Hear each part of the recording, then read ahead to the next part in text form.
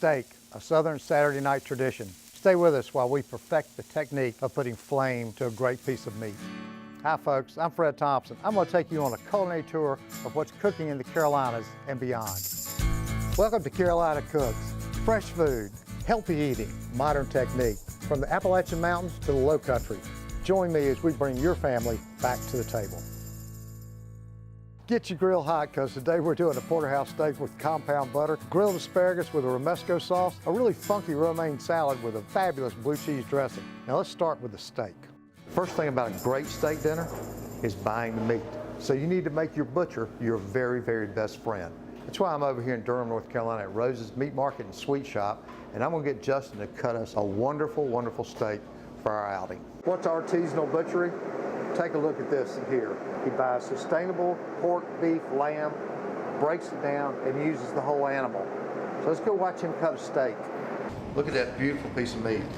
And all of your stuff is sustainably grown, what I call pasture perfect proteins. Sounds about right. Sounds good. I'm buying prime pieces of meat, but making a special trip to a butcher like you is not necessarily expensive, but it is about upping your game and having a better quality piece of meat. Yeah, exactly. It's hard to make sure people, when they walk in, understand that, you don't have to spend $20 a pound on steaks. Good meat is good meat, no matter what cut it is. Buying meat like this on a regular basis definitely benefits the community and the environment a lot more than just going and buying a steak when you're at the grocery store, because you're there. Justin can really tell you what to do with just about any cut of protein that he sells. I appreciate it. Appreciate it, Fred. Thank you. Yep. So if you don't have a friendly neighborhood butcher shop like Rose's Meat Market and Sweets, there's a couple of tips that I want you to think about when you're in your local grocery store. I'm really big on bone-in pieces of meat. The bone helps transfer heat so that you evenly cook, and it also adds some additional flavor. But the other thing that I really I'm just kind of rabid about it, is making sure that you've got an 1.5 to 2 inch thick steak. This gives the steak time to sit on the grill, develop the caramelization that we're going to talk about later on, and add bunches and bunches of flavor to the end result. The other thing I want you to notice in this steak is the marbling. See these lovely little dashes and dots of what look like fat? That really transfers a lot of the flavor back and forth among the fibers of the beef, and also lends juiciness to the piece of meat.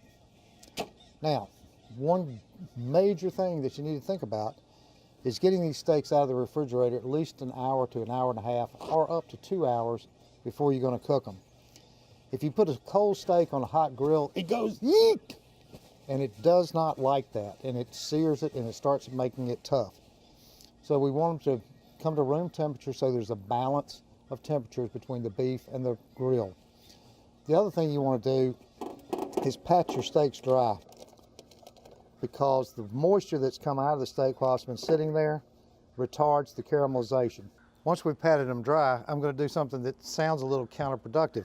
I'm going to put olive oil on there.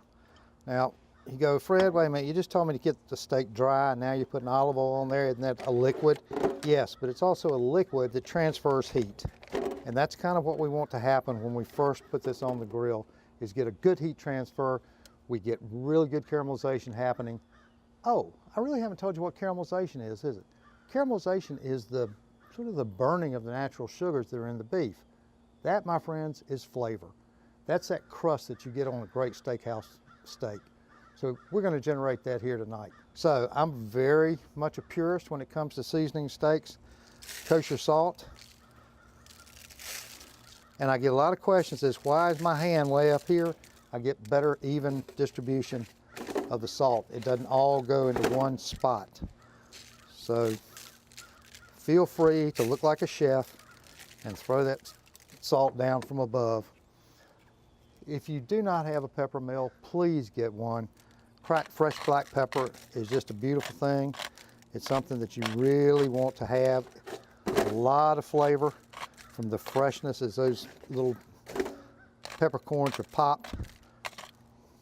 Fabulous. Now that we got our steak all seasoned up, you remember that little thing about your mom, your grandmom? They said, cleanliness is next to godliness.